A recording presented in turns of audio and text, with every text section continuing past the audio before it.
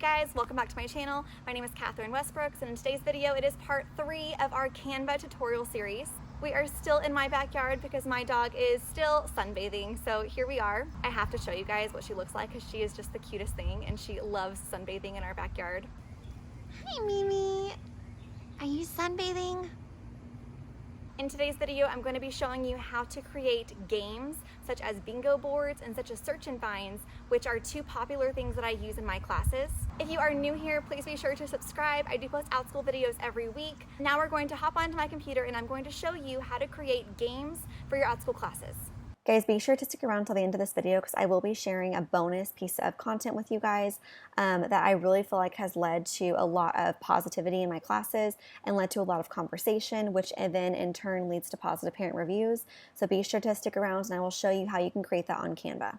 Alright guys, first I'm going to show you how to create bingo boards to use for your Outschool classes. So the first thing that you want to do is just Google online bingo card generator. And I just clicked on the first link that I saw and it was free custom bingo card generator. Okay, so the title is not really important because you won't actually be using this, but I'm just going to title bingo. And then you want to go ahead and scroll down to extra options and click on include free space if you want that free space included on your bingo boards, which I always use that. So next you want to fill in the words or the numbers that you're going to be using. So I just Googled Dolch sight words for first grade. And as you can see, this is a 5x5 bingo board example on here, and then with one free space. So you need to fill in 24 spots on the bingo board. So I'm going to go back over to my Dolch sight words, and I'm going to pick 24 of these words that I want to use on my bingo board. Okay, so here are my 24 words that I picked. I did not go in order down the line because then I would have, 6 words that start with A. So I just handpicked which 24 words I wanted to use on my bingo board, and here are my 24 words. I'm going to click Next Step, and I'm going to do 30 cards for free. So I just downloaded my bingo cards, and then here it is. I'm going to click Download PDF. So now I have to actually create my bingo board, so I'm going to search flyer. And I'm going to go to blank flyer. So this flyer template is an 8.5 by 11 sheet of paper size. And I know that because if I go over here and click on resize, it shows me the size that this paper currently is. It's 8.5 by 11. And that's the perfect size for a bingo board. So I'm going to go ahead and create my template. It's a little bit small right now, so I'm going to go ahead and zoom in. And I went to 75% so I can see it a little bit better. I'm going to go over to elements and I'm going to search line. Here's a line that I always like to use. I'm going to change my color to black. I'm going to turn my line around where it is 90 degrees. So I'm just going to press Command D and duplicate this, and duplicate it again, and again. So I have 4 lines, and I'm just going to play around with this until it's even. Okay, so that looks pretty even to me. I'm going to click on it now, and I'm going to extend it all the way down to the bottom of the page. Same thing with all of the other lines. Now I'm going to do one more line for the top. I'm going to put it right on top and drag it over. Okay, and now I'm going to duplicate that line again. And now I'm going to do 5 rows down to create my entire bingo board. And if you notice that your lines are kind of off, then you can always shift them side to side and move those around. All right, now I'm going to create a title. I'm going to go to text and go to add a heading. Move this to the top, and I'm just going to label this bingo. I'm going to change the font around, change the size, and change the color. And you can also add characters to your bingo board as well. So say I wanted to do little animals, you can just click on it, resize, and then put it in the frame. So I'm going to fast forward to this part, that way you're not watching me just click on animals the whole time. But all I'm doing is I'm just going through, I'm just clicking on the animals that I want, and then I'm just resizing them and filling up my bingo board. So here's my bingo board with all the animals. And I forgot to say this, guys, but if you don't want to do a 5x5 bingo board, you don't have to. So you can do 3x3 or you can do 4x4. So whatever works for you in your class. So whenever you are creating your bingo boards, you can just select 9 words or 16 words versus 25 words. So now it's time for me to actually put in the words. So I'm going to click on the tab and I'm going to drag it out so it creates a new window. So I'm going to click text and then add a heading. I'm going to shrink this way down. drag it up to my frog. Okay, so I'm going to drag this over so I can see both my Canva and I can see my bingo board on the same screen. And now I'm going to add this first word, them. Okay, you have to kind of resize it a little bit. We drag it over, center it with the frog. Then this next word is going to be could. And you can change the text and the size and the color if you want to. This next word is going to be once. And then from here, I'm just going to press Command D and duplicate that one word and just drag it over from, and you get the idea. So I'm going to repeat this until this whole bingo board is filled, just copying what is on this bingo board creator right here. Okay, so here's my bingo board with all the words filled in. So I'm going to go back over to my PDF and I'm going to drag the screen where I can see the second bingo board now. Then go back over to Canva. So I want each of my students to have a different bingo board. So what I'm going to do is I'm going to press copy page, and it adds a page 2 that is the exact duplicate of the first page. If you want to move around all of the pictures, you could. For the sake of time for this video, I'm not going to do that. All I'm going to do is I'm going to show you how I can rearrange the words. So I'm just going to drag all of the words up to the top. So now all of my words are up here at the top of the screen, and I'm going to place the words in that order. So first is then, stop, and so on. So I'm going to fast forward to this part as well, but I'm just going to be dragging and dropping these words in the order that I see on the PDF file right here. Okay, so now I have 2 bingo boards that have the exact same 24 sight words, but they're all mixed up in different order because that is what I use these PDF files for, is that they're all different bingo cards. And I just copied them over here, and I have 2 individual bingo cards.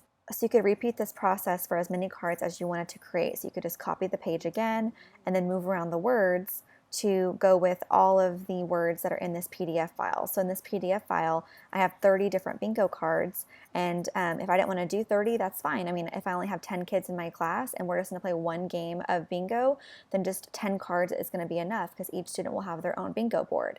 If I wanted my students to play 2 bingo games during one class period, then I could make 20 bingo cards, and I could send each student 2 bingo cards before class starts. I will also show you how to download and send these bingo cards in the Outschool classroom. Okay, so I'm going to pretend that all I wanted was these 2 bingo boards, and I'm ready to download and send to my students. So I'm going to go up here to heading, and I'm going to save this as my bingo boards. I'm going to go up here to the drop-down arrow, and I'm going to go to download. Now this is really important. Okay, so since these are going to be downloaded as PDFs, which will just make it where it will not change shape or format whenever parents print it, which I do recommend. But since it's printing as a PDF, unless I download these separately, then they're going to all download in one long PDF file, which I can't break up and then send to my students. So I'm going to download each page individually. So first I'm going to download page 1, press download, and it's going to download as the title that I put on my Canva. So I'm going to click on it, and I'm going to download it to my computer, and I'm going to save it as Bingo Board 1. Save. Okay, and then whenever I open this bingo board, this is what the parents are going to get whenever they open it from their Outschool platform. Is a nice, simple PDF file that they can just click print, and it will not change format. So I'm going to do the same thing with my bingo card number 2. I'm going to press the drop-down arrow, click download, and then now I'm doing page number 2. Press done, download. And then I'm going to click my new bingo board, and then I'm going to download this to my computer, and I'm going to title this Bingo Board 2. And then I can create a folder for all of these bingo boards. That way all of them are saved to my computer. But you just want to title them 1, 2, 3, 4, 5, up to however many bingo cards you have created. That way you can easily see what you're sending to each student, so you don't send them the same card twice. Also, so you don't send the same card to multiple students. Next, I'm going to show you how to upload this to your Outschool classroom. Okay, so there are 3 different ways that you can send files to students in your class. So one is if you click on Edit Class for whatever class you are creating, and you scroll all the way down to where it says for enrolled learners, then you can click on Add a File. Now this is going to be the same file for every student. So say you wanted to send the exact same bingo board to each student in your class and just play a game where everyone wins at the same time, then you could upload that bingo board right here to the classroom. So when the students enroll in your class, they are automatically sent this file. Another option, if you wanted to send the same bingo board to each student in your class, then you could go under Classroom and then go to Add New Post. and then you can select a file right here, and then all the students will be able to see that whenever they enroll in your class, and then they can print that file that way as well. If you wanted to send individual bingo cards to each one of your students, which is what I do for all of my bingo classes, the day before class starts, I will go under my Enrolled Learners tab, and I will go to each student's name, and I will send them 2 bingo cards directly. So I just click on their name, I go right here to this little paper clip, and then I can add a video or add a file, and then here's where I will select the 2 bingo cards that I wanted to send to that student. And then you press send, and you're done, and the parents can print that out. So really quick, I just wanted to show you guys that you can also change the background color of your bingo board if you wanted to do that. So you can choose any color that you can think of, but I would just choose a color that even if the parents printed it in black and white, that they would still be able to see all of the pictures and the colors. So you can test that out and see if that's easily seen. All right, guys, and that's how you make bingo boards. So next I'm going to show you how to make search and find pictures for your classes. All right, guys, so say you were doing a class, maybe that involved ocean animals, so like a phonics class, or you could be doing like a math class. And if you used ocean animals at all in your class, this might be an appropriate search and find activity that you could do. So I like to use search and find activities to break up the academic content and just kind of give the kids a little break in between their learning. So first I'll show you what template I used for this. So here's my Canva homepage, and I use the YouTube thumbnail template. So all I did to create this background was I searched a blue background for my color. I went over to elements right here and I searched shark, and I selected a shark that I thought was really cute. So I selected the shark, and then I can resize however I want, and then I just pressed Command D, which just duplicated the shark as many times as I wanted. So I just clicked on the shark, and then from there I can drag and drop to wherever I want to place him. And I did the same thing for all of the other ocean animals. I just searched for the animal, and I just pressed Command D, and I would just duplicate, resize, and then just arrange them on the template however I wanted to. After I show you some more examples of some more search and find activities that you can do with your class, I will show you how to download this and put it into a Google slide presentation so you can actually share it with your students and how I use this in class. So this is another example. If you're doing class on reptiles, then you could do snakes, crocodiles, and chameleons on here.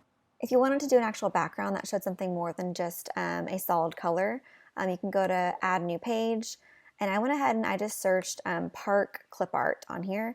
I'm going to go over to Images, I'm going to go over to Tools, I'm going to go to my usage rights and go to Labeled with Reuse with Modification. Okay, and I'm going to select this first park picture right here. Okay, I'm going to right click, and I'm going to go to Save Image As. Okay, there's my PNG picture. I'm going to click Upload an Image or Video. I'm going to search Park. Here's the park image that I just found. I'm going to press Open. Okay, and here's the park image. I'm going to click on that, and it's going to paste it onto my screen. Okay, I'm going to make this bigger. And if I stretch it too much more, it's going to kind of distort the picture a little bit. So I'm just going to leave it as this size, and I'm just going to change this background color from gray to something that matches the picture, so maybe yellow. Okay, that way whenever I put it back over, then you can see just like the little edges of the yellow, but it's fine because it does match the picture. So if you wanted to use this picture instead, you could do the same thing, go back to Elements. You can search for bird. Okay, you can have some little birdies in the tree right here, make them really small. Press Command D, duplicate. So you can just kind of make this to go with your class. These don't have to go with your class. If you just want to kind of make them fun and something that is just colorful for the students to look at, you could. It doesn't have to go with your class per se. I can also put some ducks in this picture because I just think ducks are cute. So I'm going to put a duck in here. So you get the idea. So you can just kind of play around with this, and you can add whatever you want to in the pictures. But this is just a really fun way for your students to kind of take a break from learning and do something that is just fun and colorful and just kind of breaks up the learning during your class. I'm going to also add some butterflies in here, and then I will show you how you can take this and put it into your Google slide presentation and actually use it for your class. And I'll also explain how I use this in my classes and how long it takes. So as promised, now I'm going to show you guys the bonus piece of material that I did not advertise for this video, but I feel like is super helpful for my classes and has really led to a lot of positive conversation and positive parent reviews. And that is visual would you rather questions. So I will show you exactly what that is. So just think of a question that you would ask your students. Okay, so maybe would you rather be a snake? Or would you rather be an eagle? And then I just go over here to text, go over here to heading, and I type out the word or. I like to change my font. Okay, and I will show you guys what I do with this. To use both search and finds and would you rather questions in my classes, I do use Google Slides. And I'm going to show you now how you can download search and finds and would you rather questions, put them into your Google Slide presentation, and then use them in your classes. Okay, so I have my blank Google Slide presentation open. Back to Canva, I'm going to then press download. Again, this is my YouTube thumbnail template that I created all of these on. I'm going to go to pages 1, 2, 3, and 4, because those are the pages that I created for this YouTube video. I'm going to press done, and I'm going to press download. So back to Google, I'm going to then just do new slide, new slide, new slide. So I have 4 just so I can show you how I can use these. So here are my downloads, and here's the one that I just downloaded from Canva. This one is the first search and find. So again, all I do is I drag and drop over my Google Slide, and this YouTube thumbnail template fits perfectly over this Google Slide. Okay, so there's one. Here's my second search and find right here. On to number 3. This is the park search and find that we created. Okay, drag and drop. Here it is. And then finally number 4, which is the would you rather that I love to use in my classes. And you can do this, guys, with food. You know, would you rather have ice cream or cake? Would you rather have a hamburger or pizza? So lots of different options for these. So after you drag and drop and you put them over your presentation, now I can just click present. Now how I use these in my classes is I can ask the students to get out their binoculars and search in this picture for maybe 10 seconds and tell me how many sharks they can find. After 10 seconds, I will call on a few students to share their answers, and then I will use the Zoom drawing feature for the teachers to then circle how many sharks are on the screen so I can count with the kids and I can verify how many sharks there actually are. I can do the same thing with turtles, jellyfish, and the dolphins. Same thing with the snakes, chameleons, and crocodiles. How many chameleons do you see? How many snakes do you see? How many crocodiles do you see? Same thing with the park picture. How many birds do you see? How many butterflies? How many ducks? You get the idea. So it's just a fun way to break up learning and give the kids a break and do something different. And for the would you rathers, so as you can see, this is a much more colorful, bright, eye-catching way to ask the students would you rather questions. And so they can actually see an example of what you're asking. It just makes it a lot more fun. So after you ask your students if they'd rather be a snake or an eagle, I would give them about 10 seconds to just think about their answer and then ask them to raise their hand if they would like to share their answer. Okay, they do not have to share, so I give my students the option to share out loud, or they can also share in the chat box, and then I can share for them. So this does not have to be just at the beginning of class. So you can break up your learning during your lessons with would you rather questions that are even related to your class content if you wanted to do that. These kinds of questions could also relate to the book that you're reading in class, okay? So if you're reading like The 3 Little Pigs, would you rather be a pig or a wolf? Okay, so this is just a fun way to get the kids talking, get them interacting with each other, and to break up the academic teaching. If this video was helpful and you want to see more videos like it where I walk you through tools and resources that I think are helpful for your Outschool classes, please be sure to hit like and subscribe. All right, guys, that is it for today's video. I will see you in the next video. Bye, everyone.